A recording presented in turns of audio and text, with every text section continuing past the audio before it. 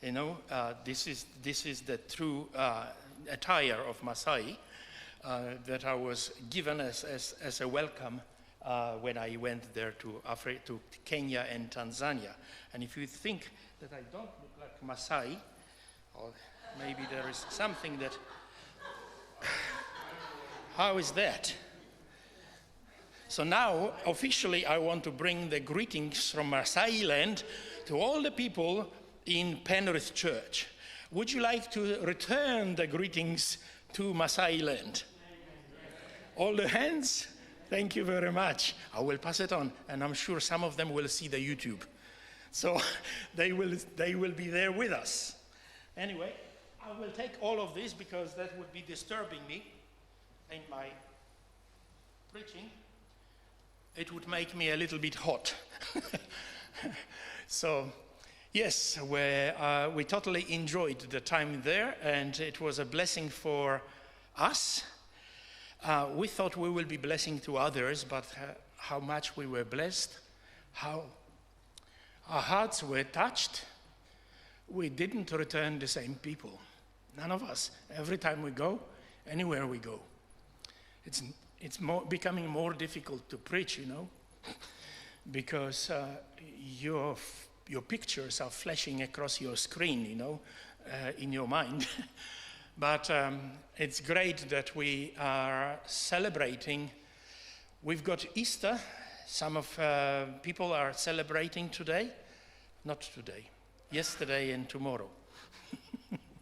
It's amazing, it's Christianity that attached the significance of Christ to Easter, but originally it was not Christian, isn't it? So you notice in the calendar, there was Good Friday, no Saturday, no Easter Sunday, and Easter Monday. It's not, silence about Jesus, is it? Anyway, so it's not, originally it's not Christian, but any opportunity to talk about Christ is good, isn't it? More about Jesus I would learn. More of his grace to others show. And that's exactly what we are about. And we need to think about it because this is exactly what Jesus wants us to do. He wants us to be his representatives, be his servants, as Beverly was singing. And what a privilege it is. You don't see the picture of Jesus when you go to the missions, but you know that he is there, walking with you. And this is joy. I would like to take it take you to the Gospel of John, chapter 4, and there I would like to take you to chapter 4, verses from 11 through to 38.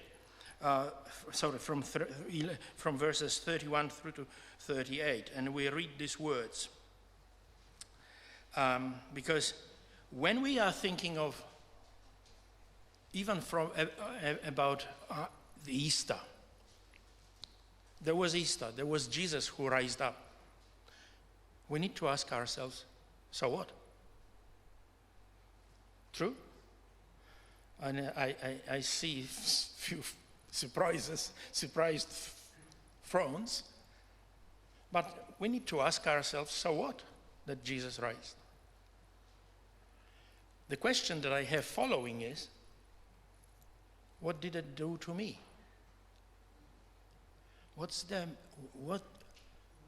How did it affect my life? And if it didn't, and if it is just another festival, it's no significance. And I think this is exactly where we want to think about in view of Christ rising, because he rose. See, the thing is, soon we will be celebrating Anzac, the people who have sacrificed their lives, okay? They went there to kill, but Jesus came here to heal, okay? And And there is a huge difference, even in the celebration of what we are going to do.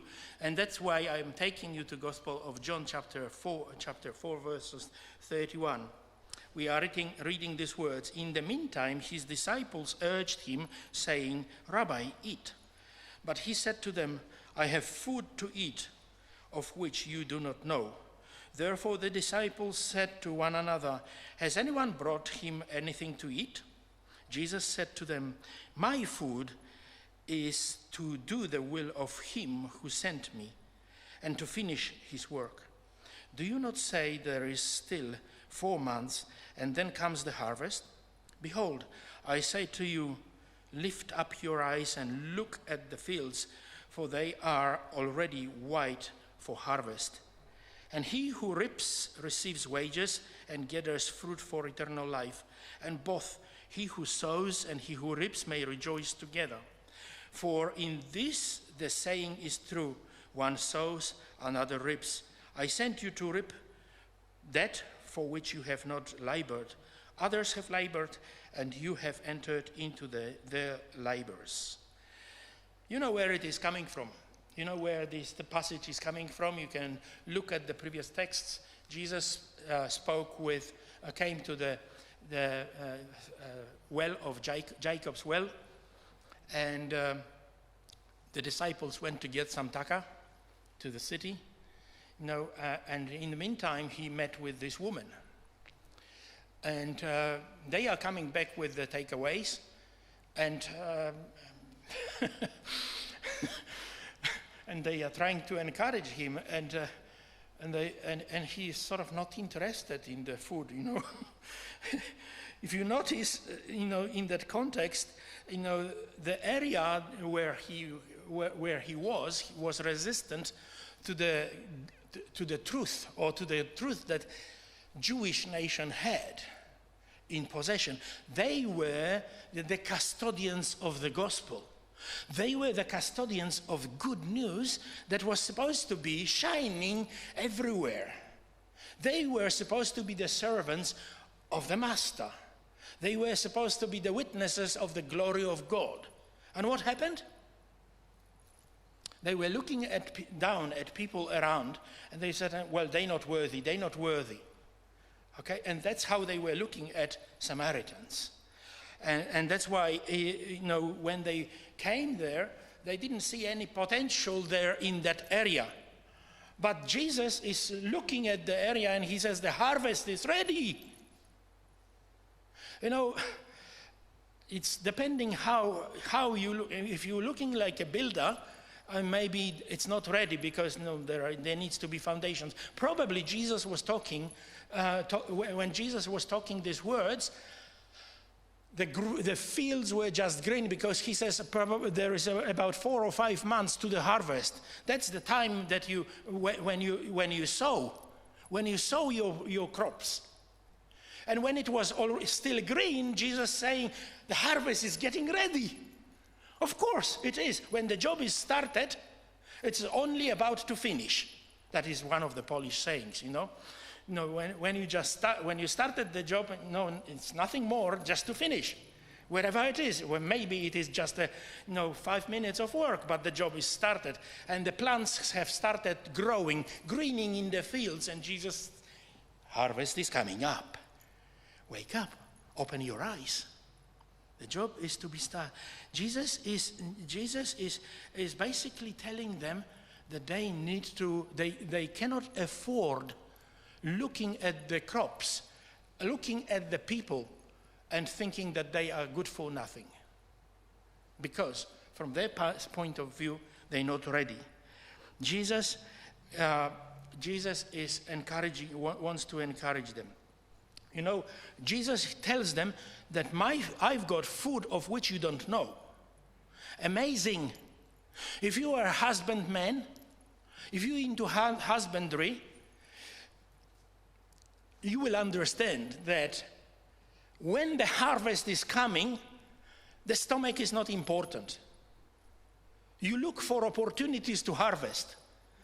The weather, the time, night or day or whatever, it doesn't matter. What is important is that you will benefit, that you will take advantage of everything that you have invested in that soil. So you may be harvesting, into the night because the weather is beautiful. It's dry. It's no rain. The moment it's raining, you can't harvest. Wow. And that's what we are warned. We need to get there because, and work the fields while there is still day, for the night is coming. Wow. That's exactly what it is. We experienced that in Tanzania. We hired a cook to prepare our food. And there would be time going. Every food needs different time of preparation. But did we think about it when we went to the job? Oh no! Everyone was focusing on what is to be done. And eventually, when the food was ready, she would say, "Chakula is ready." Okay. And that was the first call. And then, "Chakula is ready." No one reacts. You know what? Not interested in the food? Jesus is exactly like that. He is so focused on the job that, call for food is not important. Eventually, the bucket will be ringing the bell, okay, that there is chakula ready and we need to come. And everyone was storming to get the food to go back again into the work. When harvest is ready, the priority is on the harvest, not on the stomach, not on not on your hunger. You forget the breakfast, you forget the dinner. You keep going. You just keep going because you want to get the most benefit. Foods, parties, holidays, all of that becomes peripheral things. The harvest. That's what's important. We can see that Jesus wants to teach the disciples to cooperate with God with his process of production, if I can call it production. He wants us to learn to see opportunities when the door opens or when there is crop maturing for harvesting. He wants us to see those opportunities, and sometimes we want to harvest before it's ready, and that's not good, is it? It's like that's undercooked dinner, huh? Or underbaked? No, not baked enough bread. You know what happens? You've got that soft stuff in the middle that useless for eating. And that's exactly what happens. As we are looking in the events taking place around us, do you think that I need to convince you a lot about what's globally happening? Do you think that the world is ready for harvest? Where is my clicker? Yeah, I didn't switch it on. Yeah, that's why. When you look at the history, we've got the line that represents the world today. Do you see every country in this world? In this image? Every country of this world. Babylon, Medo-Persia, Greece, Rome divided Europe and divided world. Because Europe is symbol of divided world. It's what happens in Europe. People will say, when America will cough, rest of the world will get cat. Yeah, exactly. It's opposite. When Europe coughs, the rest of the world has to dance to it. You need to go to Revelation 13 to find out. But the thing is that you can see another item here. And Jesus said to Pilate, "My kingdom is not of this world. My kingdom is coming, and that's where I am a king." And that is a model for us. We can be involved, get excited, be emotional about all kind of politics. But we really have no interest in perpetuating it. Because what's happening? The reality is coming up. Jesus is coming soon. And we are living in the here. And because we are living in the here, the societies of these worlds are crumbling, are in mess, in chaos. The harvest is ready. Are we ready to collect the harvest? I want to read a statement from last day events. Christ upon the mountain of Olives listed the fearful judgments that were to precede his second coming. In gospel, he says, "You shall hear of wars and rumors of wars. Nations shall rise against nations, and kingdom against kingdom. And there shall be famines and pestilences and earthquakes in the diverse places. The nations are in unrest. Times of perplexity are upon us. Men's hearts are failing them from the fear of things that are coming upon the earth.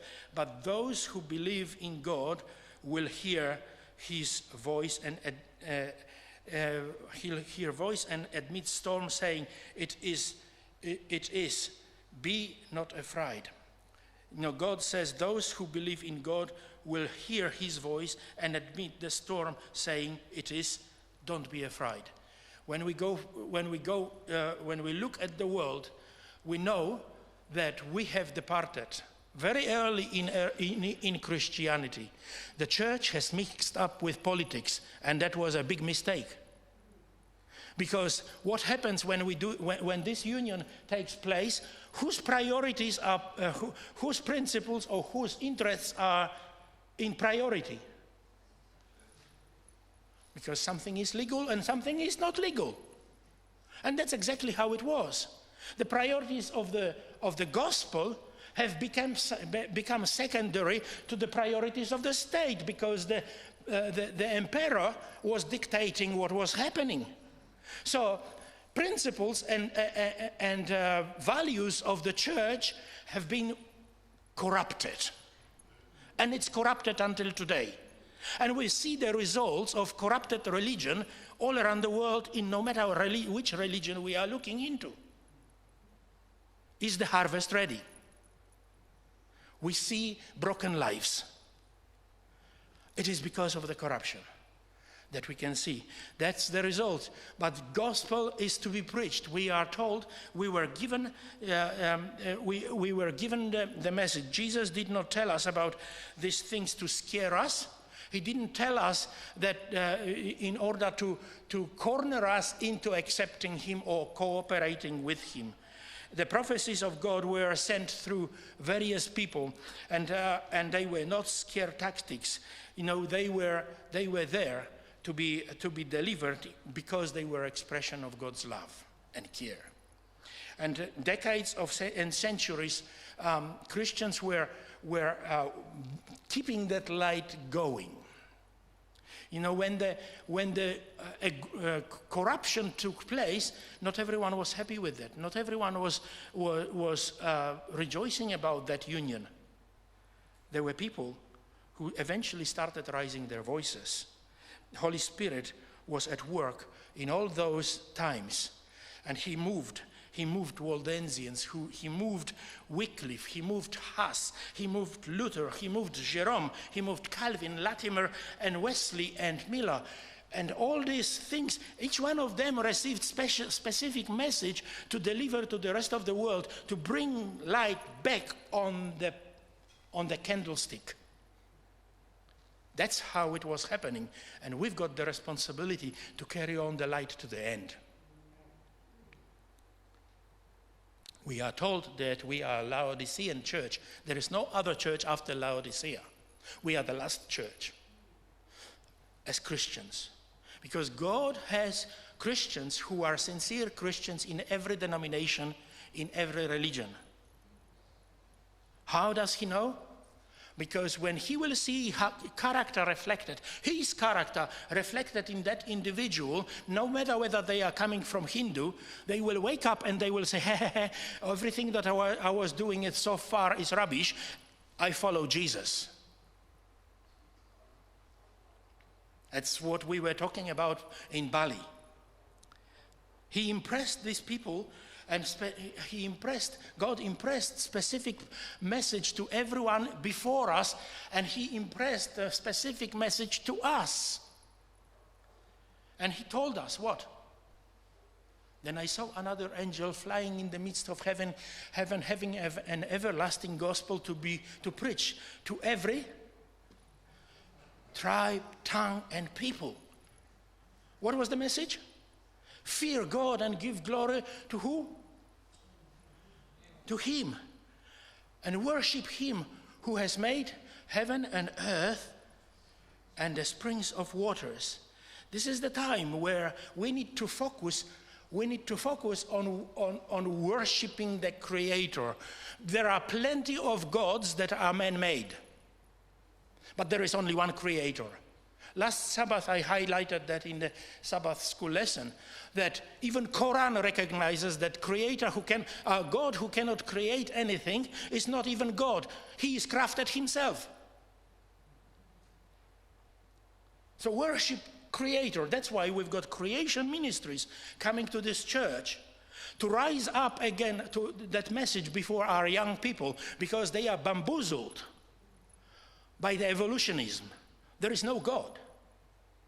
And eventually, human becomes God to himself. That's exactly what is happening. You know, when we are talking about creation, we are working in the antagonistic field, because we are working in the world that was inspired by the gospel of Darwin, Huxley, Mesmer, and Marx and Engels, who are denying creation, who are denying existence of God. Therefore, you are God to yourself. How? So do we have the light to shine in that darkness? It's not without reason that the message came to, the focus on the message, on the three angels' message, came here in about 1844, because all of them, Darwin, Huxley, Mesmer, and Marx, were working or came up with their nonsense about 1850s. To counteract what? So to counteract the junk of information that they were bringing to the table, God already centuries before told Daniel, there will be time where focus on worship of Creator needs to be lifted up. How do we do it? You know, we can see that this world is going. I call it this way. The Titanic already stroked the rock, the ice. This world is beyond rescue. The only thing that we can rescue is the people. Titanic is on the bottom of the sea until today. But there were people who had years of life because they were rescued. The Titanic of this world had already hit the ice. It's only a matter of time. And it's also up to us whether we will rush to rescue the people. And it's our responsibility if we follow Jesus. Because when he saw our state, he was not ignorant, he was not unmoved. He was feeling with other wounds, with our woundedness. The world is in mess. There is moral decay.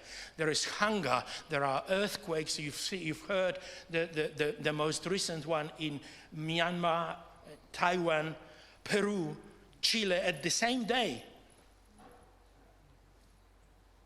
Things are crumbling. Tidal waves and so on. We don't need to look for more evidence. It is happening. planes are, without minute notice, second notice, they are plunging into the ground. And it's more to come. We were told, and some people want to dismiss all this as sick in imagination. I'm thinking of Bishop Murray. But unfortunately, it is true. It will come, and it will be. We will see the sad results. The message was inspired to turn people to rescue, turn people back to God. And interesting that the message was inspired to people who have learned to love the truth. The signature of that is in the message itself, for it says, here is the patience of the saints. Here are those who keep the commandments of God and faith of Jesus. When the American army were taken from Pakistan, people in Pakistan were receiving messages, were receiving visions of three angels with a voice. Look for the people who can tell you what the meaning of three angels is. Who else is talking about three angels in this world? This is our trademark. Three angels message is our trademark. Okay? And the thing is, if you love the truth, you will take it on. Because otherwise it is scary. There are consequences. But you can have goosebumps on your skin that you are in the right trade, that you are in the right movement. And it will succeed. Although some people may see the ship, the boat is trembling, that it's falling apart, and it may sink soon.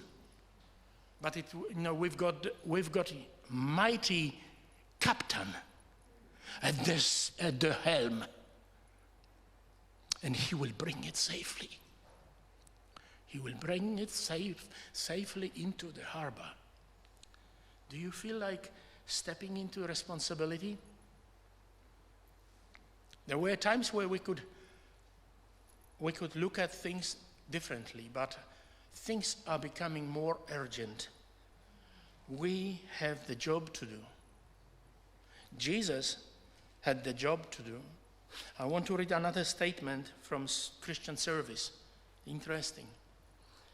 Seventh-day Adventists have become chosen by God as a peculiar people, separate from the world, by the great clever of the truth. What?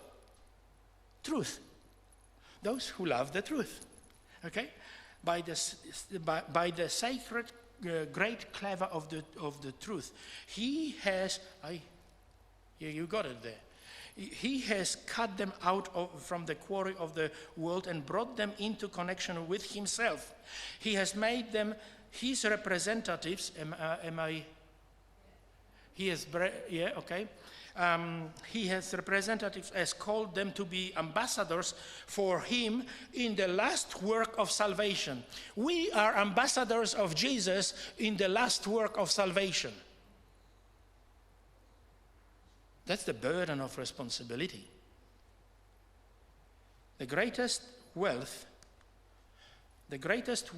of truth ever entrusted to mortals, the most solemn and fearful warnings ever sent by God to men have been committed to them to be given to the world. Do we have responsibility? Another one. In a special sense, Seventh-day Adventists have been set in the world as a watchmen and light bearers. To them has been entrusted the last warning to the perishing world. Wow! Last warning to the perishing world. There will be no more. On them is a shining, wonderful light from the Word of God. They have been given work of the most solemn import. The proclamation of the first, second, and third angels' messages. Often we are tempted to think that of the trouble sometimes before us. When we look at responsibility on one hand, responsibility that we have on one hand, and when we look at the ferociousness of the enemy, when we feel, what are we going to do? How are we going? We feel scared. God did not give us these warnings in order to scare us. He told us that we can look with poker face at what's going around, and we can say, yes, Lord, it's happening. Yes, Lord. And we need to carry on, because at the helm is Jesus. We need to carry on with what's our mission. That's what needs to happen. The times of difficult like never before are there. You know, I was standing on the platform of Birkenau death camp. I was looking at the remains after the camp. Most of the camp have been burned in 1945. And I remembered, I was reminded as I was standing there, I was reminded of that very sentence. Times so difficult like never before since the time of creation. We have not seen atrocities that are before us. And I was standing there on that platform from 1945. You see selection of Jews, women in one column, men on the other column. They don't know what's coming. They were brought here by train loads, not truck loads, train loads from over the Europe, from radius of 700 kilometers. So you've got Italy, from Italy to to the Scandinavia, Finland, from Russia, from Germany, from France, from England, from everywhere. They were brought there. Okay? And they were selected. And I thought to myself, Lord, this stuff is just a flexing of the muscle of the devil. Greater things are before us. What power and what protection do we need to stay calm and trust in God? Because people who were coming there, they were often brought to the point where they were wishing not to live, wishing that they will not be the chosen people of God.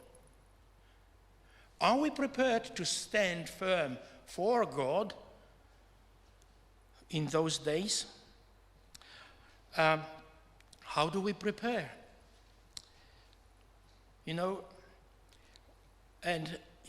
When I had that question, how do we prepare? And I was listening to what the historian, the guide who was taking us through the museum, was talking. And eventually, at one point in the conversation, in the tour, he told us, you know what? It is interesting that those individuals who had the charitable disposition were overwhelmingly better prepared to take this crisis than those who didn't have that attitude. Again, those individuals who had a charitable disposition, when somebody was naturally, it was his character, that he cared for another being, that it was not what I want, it is what is good. They were better prepared to take the crisis, even when they met the death. And they also had the greater predictability of survival.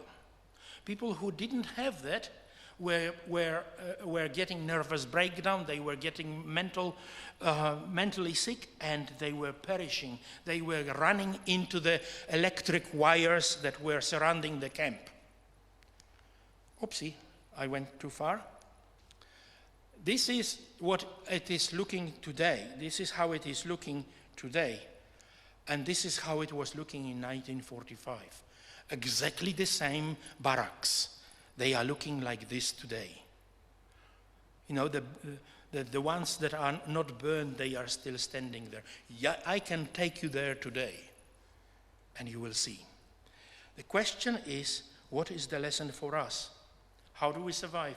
And I draw from that those who have charitable inclinations, spirit, are protected. You know what? And again, it is a lesson for me because the Word of God says the same thing.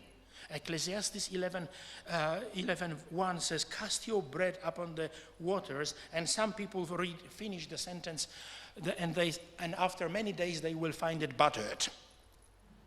Okay? No, it doesn't say that, but it's amazing. For you will find it after many days.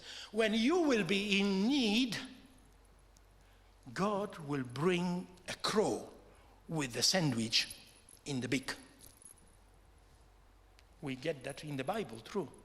Then Jesus also said, "For you have the poor, you will have poor with you always, and whenever you wish, you may do good to them. But me, you do not have always." Mark 14, verse 7. Interesting. Jesus knew that the world is growing more and more selfish, but we are to be different. We are to be selfless. And until that happens, we cannot really be his disciples. This morning I was I finished my study, but this morning I woke up and I was reading more.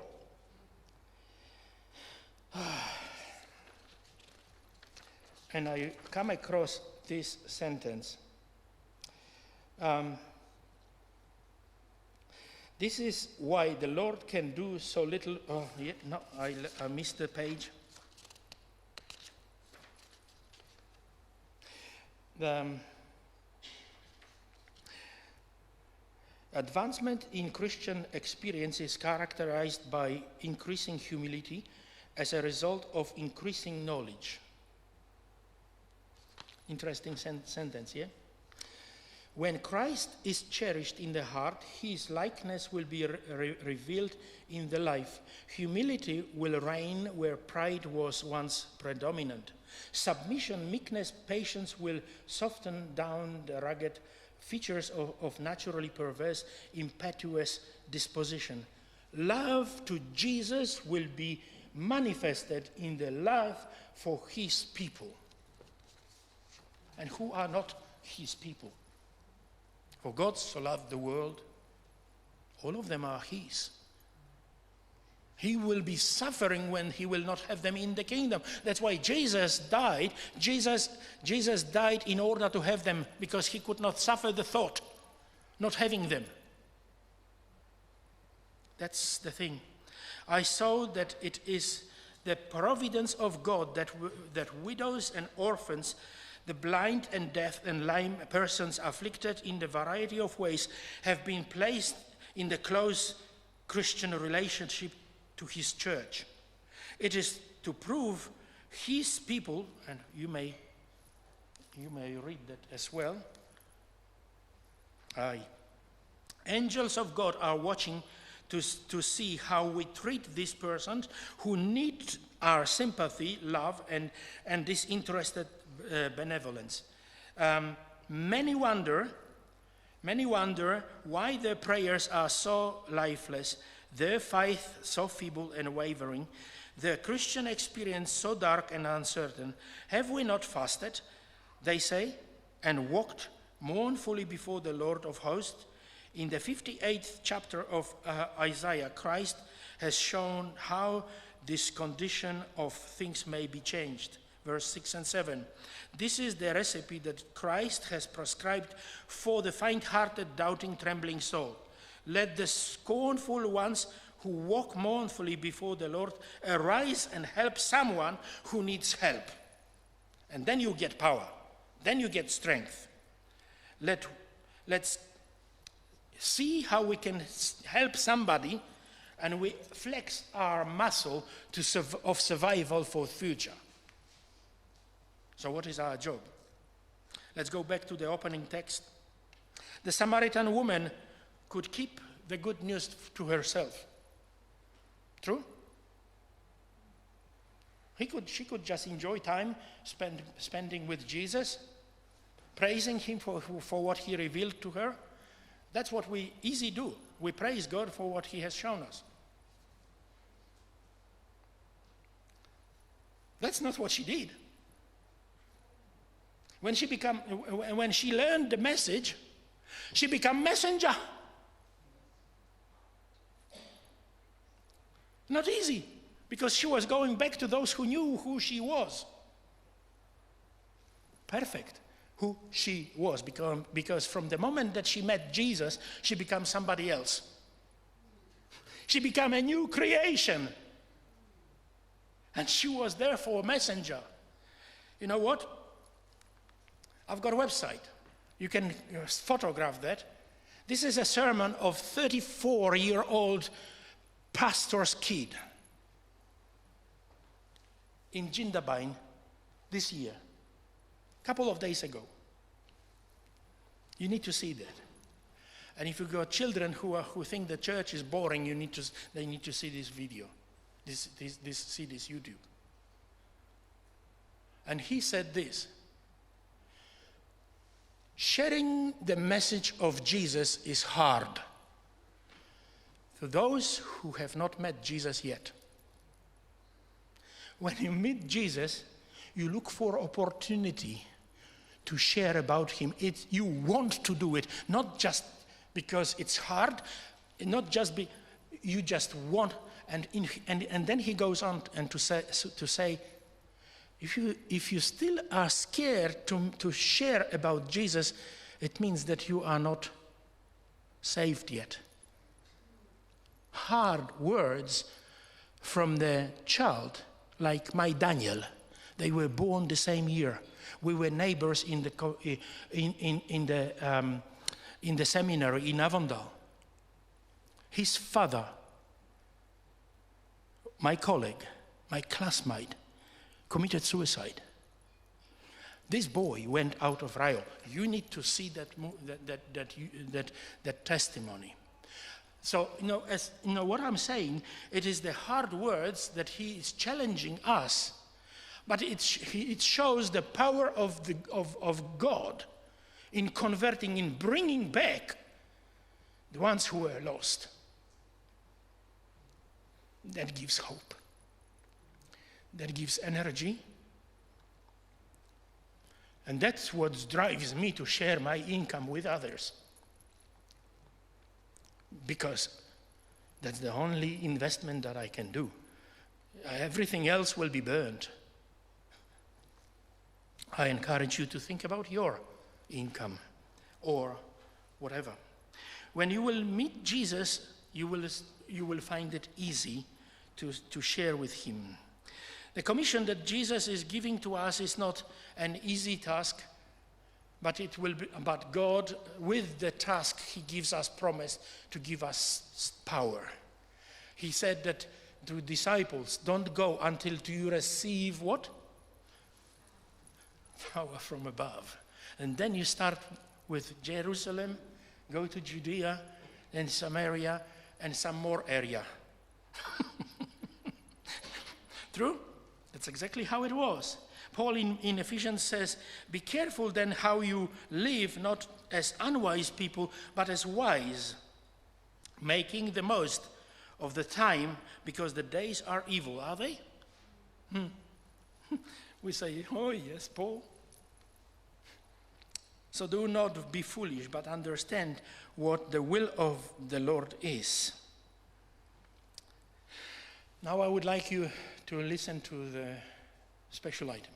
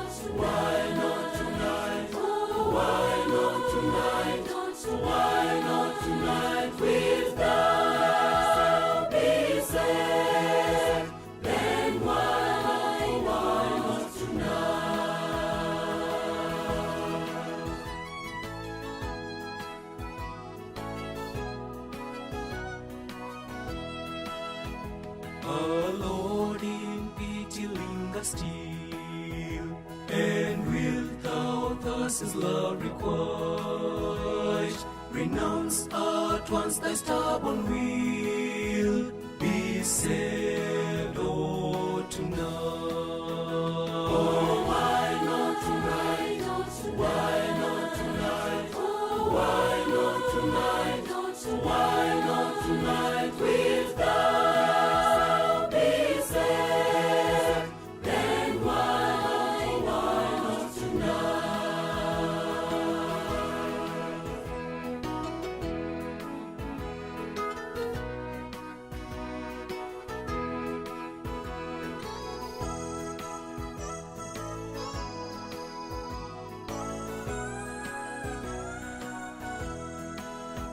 Our blessed Lord refuses none who to Him their souls unite. Believe, obey, the work is done. Be saved, oh, tonight. Oh, why not tonight? Why not tonight? Why not tonight? Why not tonight? Wilt thou be saved? Then why not tonight? Oh, why not tonight? Why not tonight? Why not tonight? Why not tonight? Wilt thou be saved? Then why not tonight? Amen? Why not tonight? Why not today? It's only a decision away. Which way do we want to go? That is the team that went to Tanzania. You see, all of them are juniors. By the way, this morning at 4:48, I received a message from Jenny. Eugene da Costa passed away. Eugene da Costa. You know, Eugene da Costa was an elder from Blacktown Church that initiated this group of people, or some of this group. We went to India in 2014. Then we went to India in 2016. Then we went to India in 2018. So Eugene became part of the furniture, part of the team. And he had a stroke and he died today. And Jenny sent me the message. So I already informed these people. I will be in touch with them. But anyway, we went to, different connections and so on. We went first to rescue the project, a school project in Tanzania. And that's how the vision started growing. And but I will talk more about vision, what is being done next time when I will preach again, because it's too much to share. A part of what we were building, we were also serving, and we were helping people. This is the environment in which we are building. You can see why we called the project Amani. It means peace. The surrounding is so peaceful. Next door to the project, there is a school with 550 children. You see all the sweethearts. Some of the clothes that they have is the school uniform only. And next time I will show you more about that. Here is when we are doing worship one day and I'm praying. You can see how they are in the prayer. All of them like one man.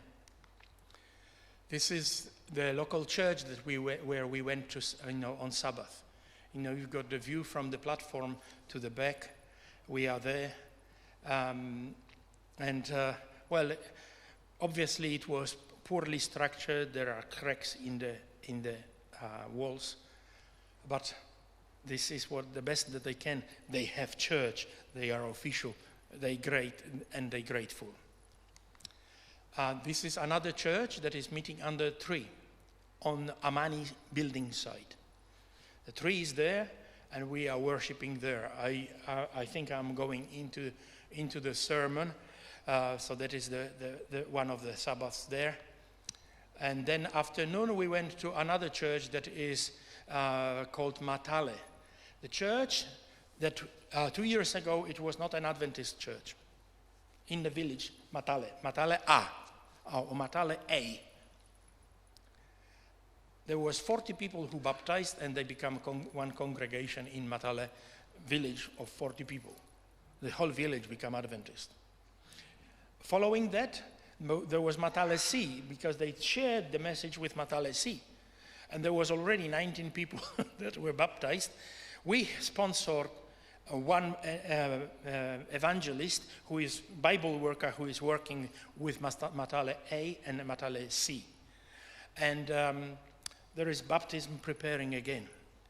So, you can see how God is working. People are not, and not members, and the message receiver becomes a messenger, and that's exactly what was happening in the first Matale. One person was an Adventist in the whole village, and he was working in the village, and the whole village was converted because he showed them the light. We went there to bring Bibles to those who have ability to read in Maasai language, so they can now study the word together. Here you can see it is again back in Amani. People are waiting for the service to begin. This is in the evening after we've spent time building. We went back to hotel, washed quickly, jumped into the clean clothes, put the video projector on the street, on the wall of the hotel, and we were preaching on the street. You see the man pushing the trolley or whatever it is. He walked into the picture. It didn't bother us, because the speakers were there. They were hearing the singing. They were hearing whatever we said. We said, no secret here. Okay, we will keep going. You know what? In 4 weeks' time, there is a group of students from Podkowa Leśna, which is seminary in Warsaw, who are going to be preaching there for 2 weeks. There in Matale C. So, but on Thursday, Janusz, one of the team, is going to continue on with building. The hearts are moved, and people are going, and anyway.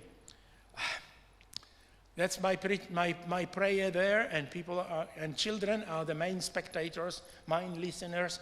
There, of course, when the children go, parents are standing, in the background, pretending that they are just looking after children. Okay, here they are again, and again, Matale Church. This is another Sabbath. Here they are. The girl in the green. That one? Oh, sorry, that one? She doesn't know whether she's 12 or 14, or maybe 11 or 13. But in June, the father wants to give her in marriage to a over 40 years old man. Our plan is to save her. Shh. Okay? We'll see how God will bless. You can see this one. This one doesn't look 20. And she's already with baby on her hands. This is the problem. Okay? Church under the tree. And you see part of the Amani building. The children waiting for lunch after the service finished. There is food, church luncheon.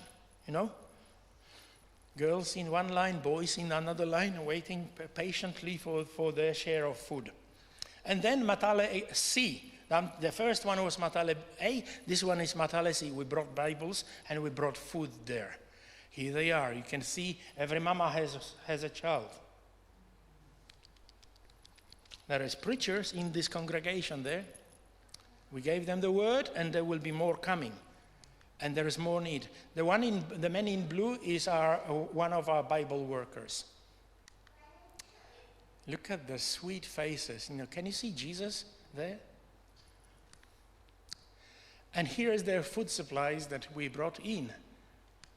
And here is right before even we departed. You see the girl with the book in the hand? How efficiently and how, when the first Matale received food from us, they shared, with the Matale Sea because they, because they say, if we know, they need to know. Those who received the news pass it on to the others. Next time I can show you video how they are singing when they are, how happy they are, from the gifts that they are receiving and the word that they are receiving. They want to see more Bibles in their hands. And here is my departure. Arrival to Australia. May God bless you. Currently I am on 6 projects. That's my projects. If you want to know more, I will not be pushing anyone into anything. But if God is speaking to your heart, just let's talk. Because the needs are great. At the moment the door are open there. The time will come when the door will open here. And people will be wanting to hear. But we need to flex our muscle anywhere in order that we are ready. When people will ask us for the reason to our faith, that we will have a clear-cut description of why we doing so. May God bless you as we are singing together hymn number 621.